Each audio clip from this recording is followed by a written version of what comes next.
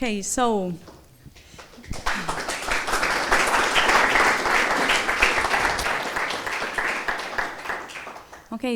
now we have the honor to have here Martin Petit, who was the coordinator of Modalis, and Modalis was granted in the same call as de facto.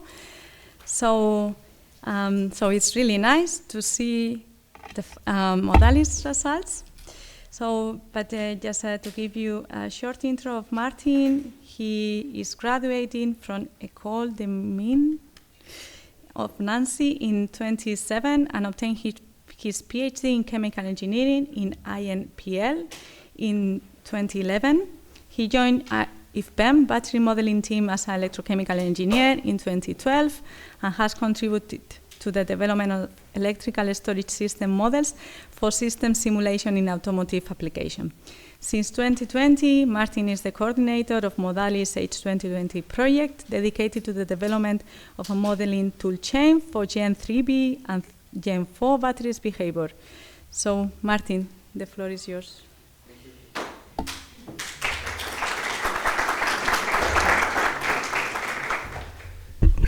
Thank you very much for this introduction. So thank you for having me here today to present. So as for Eli, it's there have been some last presentation for Modalis. So I thought this one was the last one, but I was also invited to here, so it will be another presentation for another last presentation for Modalis.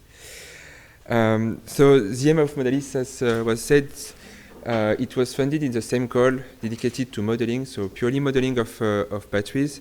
And the aim was to develop new modeling toolchain, and it was oriented for stakeholders to provide information to material manufacturers, battery manufacturers, and OEMs.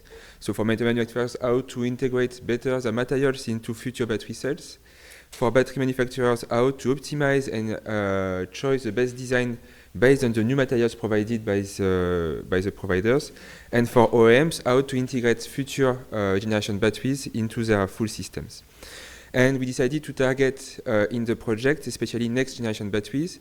So the ultimate target was to aim at Gen 4 batteries with solid-state electrolytes, and to begin with Gen 3B batteries with a high content of silicon.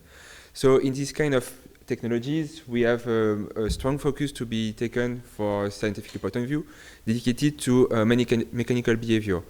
In the Gen 3B batteries, we have high volumetric expansion of the silicon, leading to a fast degradation of the mechanical stability of the electrodes that needs to be taken into account. And for Gen 4 batteries, we have obviously the solid-state batteries and solid-state ionic conductivity and the stability of the anode interface that needs to be accounted for, which leads to mechanical effects. So we discussed it as for de facto in 2018, 2019. Then we built the consortium with partners from the academic and research innovation centers. We had also strong industrial partners that were joining the consortium, and OEMs to finish this team.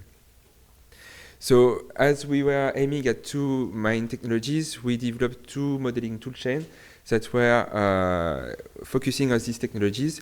The first one dedicated to Gen 3B, and the second one for Gen 4. So the studied system that we had for Gen 3B batteries was classically for Gen 3B an MC811 active material that was provided by Umicore, and a negative electrode that was purchased for an external provider with more than 28% of silicon in it. So it was the first challenge for us to find this material and to make it work. We used a specific electrolyte that was designed by Solvay, and we implemented it into cells, electrodes and cells.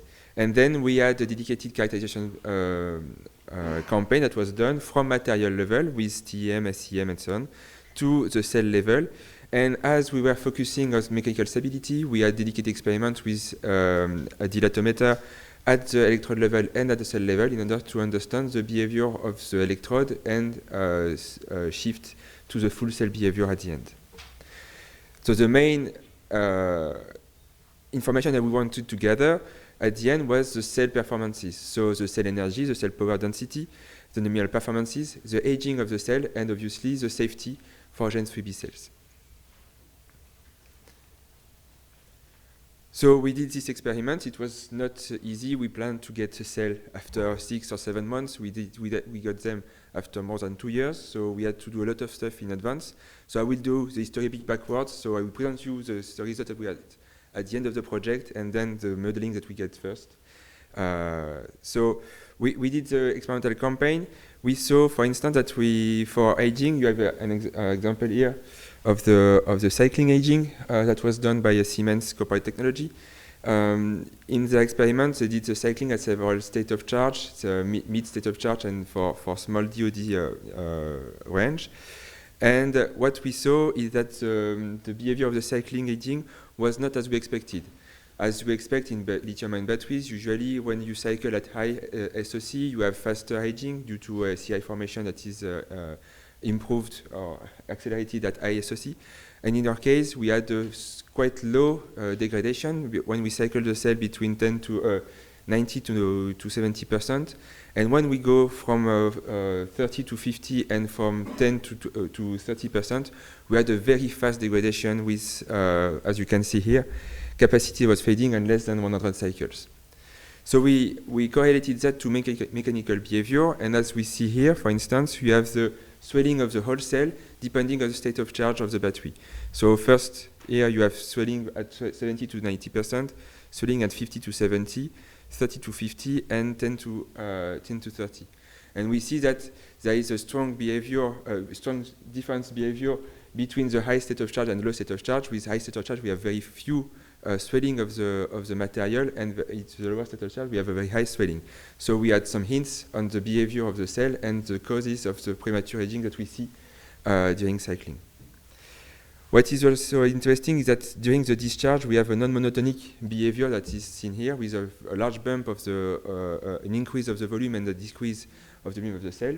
So we wanted to see whether our model was able to explain this behavior. Finally, when we did this and we did the swelling at different states of health of the battery, we saw also a strong correlation between the swelling shift, so the change of the mean thickness of the battery, and the aging. So meaning that there is an impact of aging on the mean thickness of the battery. So this is not still not explained by the model, but that's something, a result that was seen at the end of the project. It, I think what was interesting also to follow. So in regard with this characterization, we developed several modeling approach in order to describe several phenomena that were of interest for us. For first, one of the main objectives was to study the transport properties, especially for NMC materials. So there was DFT and AMD that were done in order to understand the diffusion parameters that we got. Obviously, it was not as precise as expected, with high discrepancy between the results that were obtained depending on the mechanisms of transport behavior that were investigated. However, we did also some specific study on mechanical properties, and we got some reliable results regarding the volumetric expansion and mechanical properties for NMC and for silicon and graphite materials that were used in the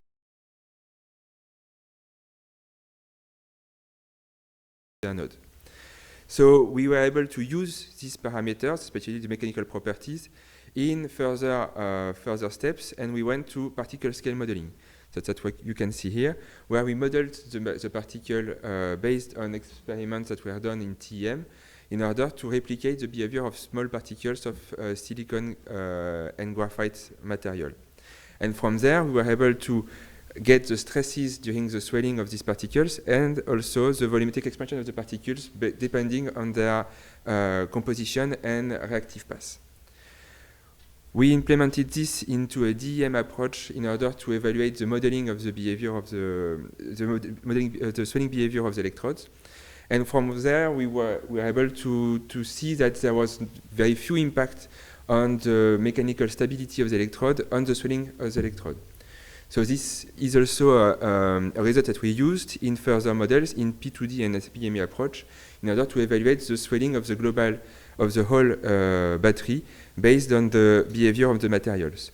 So in this full cell modeling, we took into account the nominal behavior with transport and electrochemical behavior, as well as aging and safety.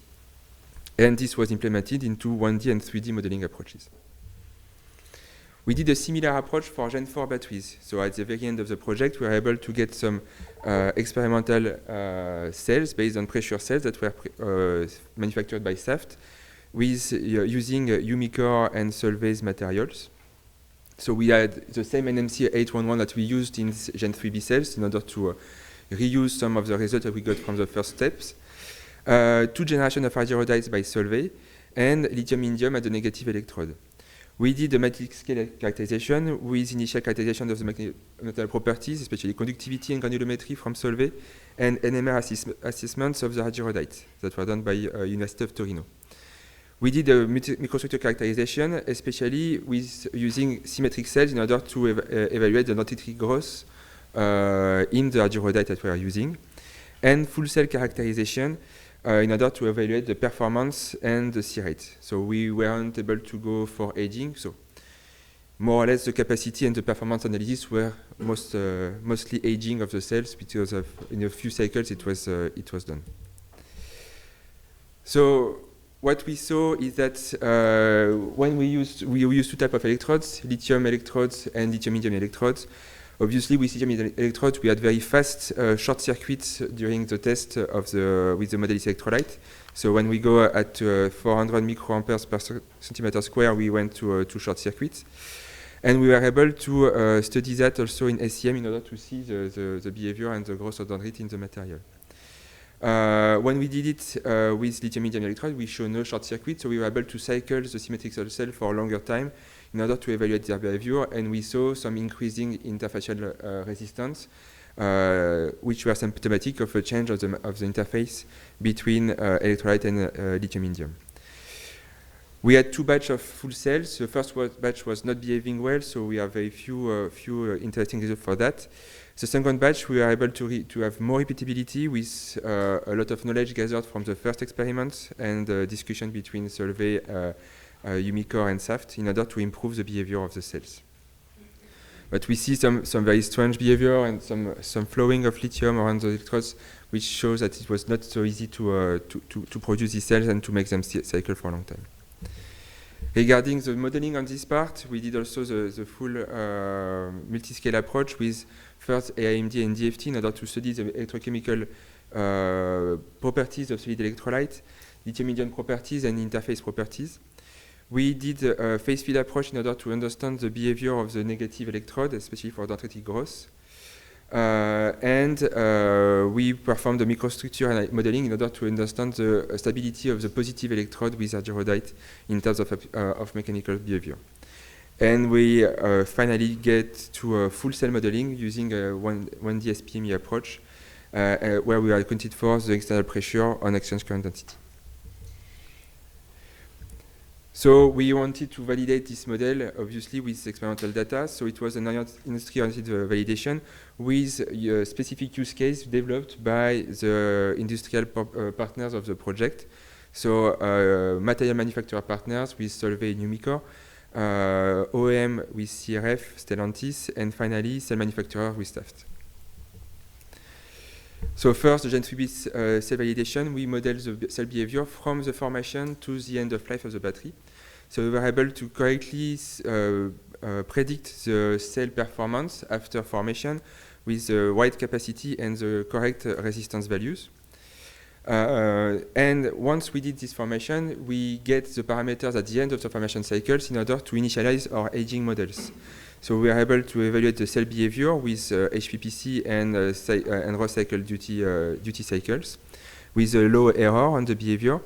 And we are also able to replicate the swelling behavior that we observed experimentally.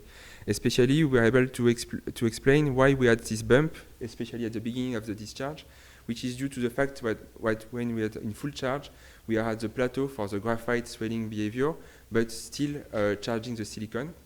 And when we discharge, so we are still at the plateau of the graphite, but we are charging, so lithiating the NMC, which has some swelling. So the bump that we see is due to the swelling of the NMC when the negative electrode is not moving at all, and then we are discharging a bit the negative, and especially we are discharging the silicon, leading to a fast decrease of the thickness of the battery. And we are able also to validate calendar and cyclic aging based on the experimental data. And we take into account the impact of mechanical behavior on the cyclic aging, as we saw on the experiments.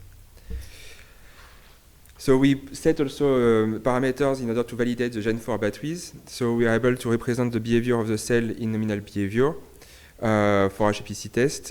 We are able also to simulate some C-rate tests in order to see the impact. But we see that we are not able to completely represent all the behavior that are available existing in Gen 4 batteries. So some specific development will be necessary in order to take into account more results, especially some lithium transport limitation in the metallic electrodes. So this model then have been implemented into commercial softwares by Siemens. So Siemens is the partner from Modalis in the project. They were integrated in two application softwares. The first one is SimCenter AmSim, dedicated to system simulation. So here we are able to, the aim is to have a model that is easy to set and to be implemented into full systems like vehicles, aeronautics application, and so on. And it's dedicated to fast simulation. So it's well fitted for aging behavior or for parametric study. And then it was also implemented into the other software from Siemens, which is StarCCM Plus for 3D simulation. And in this case, there was also a development of a new tool in order to create cells using StarCCM Plus and ease the parametrization. So here you have an example of the result that we got once you set the number of stacks of electrodes you put in the stacks and how you arrange the electrode. It will create automatically the geometry in order to simulate the cell behavior. So it will ease the customer for simulating this type of cells. So this obviously is more time consuming in terms of computational efforts. So it's not fit really for aging, but it's interesting in order to see the heterogeneity behavior inside the cells. So we use this simulator in order to validate and to test the industrial use cases. So here you have some examples of use cases that were done by SAFT, CRF, and Solvay and Umicore. So SAFT used the simulation from StarCCM and SimCenter AmSim in order to evaluate the performance of the design cells and optimize the performance based on the material that we used in Modalis. CRF used ab initio calculation for material properties and implemented these parameters into simulation to see the cell performances for realistic use case for automotive application. And Solvay Umicore used this in order to test new material properties into full cell and especially see the nominal performances of the cells after manufacturing. So to conclude, in this project, we developed specific models for Gen 3B and Gen 4 cells, and especially a tool chain that is able to tackle scales from material to full cell and integration into full systems. There was a lot of effort that was done into modeling the mechanical behavior. So there are still work to be done in order to really understand the implication of mechanical impact on cell performances and aging. For Gen 4 modeling, the solid electrolyte shows a lot of phenomena that needs to be taken into account regarding the interface stability at the positive and negative electrode, mechanical stability, electrochemical stability, obviously, and the ionic conductivity. What is important is that we are able to implement this material into commercial software that will be available for stakeholders after the project. So the next version of AmSim will have some results from Modalis project, and will allow the European and the battery industry to use these results in order to improve their workflow. And finally, I would just say that lithium cell modeling is just the beginning of what we are doing and what we need to do for battery manufacturing. Obviously, what we did in Modalis, contrary to what is done a bit in de facto, we focused only on the battery part, so really what is occurring inside the battery. But once we do that, we need to use that, just not modeling for modeling. So there are other projects like Elena where we use these models in order to create Gen 4 batteries and optimize the behavior of this. In de facto, you use these kind of models in order to get better manufacturing processes and design better batteries. In DemoBase, another project we were involved in, and in BATS also with CDTech, we will have this kind of approach also in order to improve the integration of these models into full systems. And finally, we can use also this digital approach in order to create better experiments and optimize the experiments for batteries. So I thank you all for your attention, and if you have any questions, don't hesitate.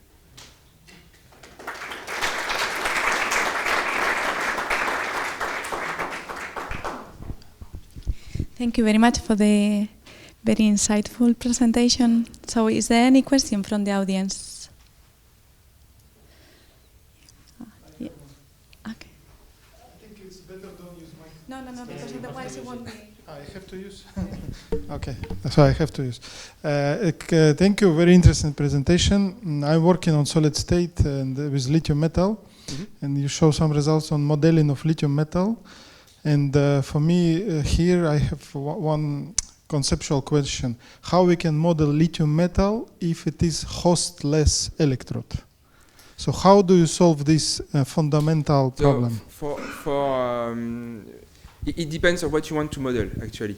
So if you want to model the full cell behavior, the lithium metal part will be an entry of lithium, and not directly. It depends on what you want to model on this part. If you want to model the interface, you need to add some resistive layer and so on. But the lithium itself is not. There is no transport in it. If it's pure lithium, there is not so much transport and so on. That's in the lithium part. So it's not so mandatory to focus on the lithium itself. But if you are looking at lithium indium, for instance, we see that there are kinetic limitations that were seen in the experiment that we did, and we did not focus on this part of the model because in the initial part of Modalis we wanted to go to a full lithium metallic part. So we see that we are limited in our model because we don't take into account some limitation, especially transport and kinetic limitation in lithium indium that are occurring. For lithium, several parts needs to be taken into account, not at the full cell, but especially for dendritic growth. As we are very low in potential, we see that we need to have some mechanical stability that is inputted as a specific layer on the lithium, or using a specific electrolyte in order to prevent dendritic growth. So that's part of what we did with phase field. We do not actually model the lithium itself, but we model lithium growing into the electrolyte, so cracks into the electrolyte for that. Okay, thank you. Even I guess you can capture the modification of the morphology of the lithium along cycling. Yes, also it's also some part it's interesting, especially if it changes the mechanical behavior of this. Okay, I think we have one question from Christina, and I have realized now that you wanted to make a question. I don't know if it was here or in the previous one. Sorry, Christina. It was in the previous one, so just go ahead with the audience. I'm fine. Okay. Is there any question you wanted to? Okay. No, I'm fine. So, okay. I can only say congratulations. Your results are impressive. Thank you. Thank you, Christina. Yeah. Giorgio from CDTech. Maybe just a technical question is, at the beginning you show some system to measure the swelling of the cell. Yeah. Is it an in-house system or is something? It has been developed for the project by Siemens Corporate Technology in Germany. So we had two choices for this kind of system. Either you block the swelling and you measure the force from the battery, or you put a force on the battery and you measure the swelling. So we decided to measure the swelling and put a specific force with springs. And so we chose a white spring in order to put the force that was indicated by a shaft in order to get a good mechanical behavior of the pouch and not break everything down. and then it was possible to do it the cycling. So it was also one of the main parts we need to adjust in order to fit with the manufacturing cells that we had. So the cells that we have in the end are, in terms of geometry, far different from what we expected to get at the beginning of the project. So we need some adjustment from the device also to measure the cell behavior. Okay, thank you. Thank you. So I have also a curiosity. So you were saying that in the Gen 3B, you were also doing certain safety modeling. Yeah. Have you validated them? Yes, so we did the safety model. So Gen 3B, we plan to do also for Gen 4, but the sample for Gen 4 was too small to do the safety, so it was not possible to go ahead. For Gen 3B, we did some experiments in order to evaluate the cell safety. So luckily, it was very similar to what we go to Gen 3 cells, so we are able to validate them based on the model that we had already got in-house and see correct behavior from the cell and also the surrounding of the cells for the safety. Okay, but it was what, like a thermal runaway? Yes, thermal runaway behavior. So we did with thermal arc test with Ineris in order to do the arc test. And then we fitted the degradation mechanisms in order to have the increase of temperature during the test. Okay. But it's very similar to classical cell for Gen 3 cells. Okay, very nice. Thank you. So if there's no any other question, maybe we can shift to the next speaker. Thank you very much, Martin. You're welcome. Thank you.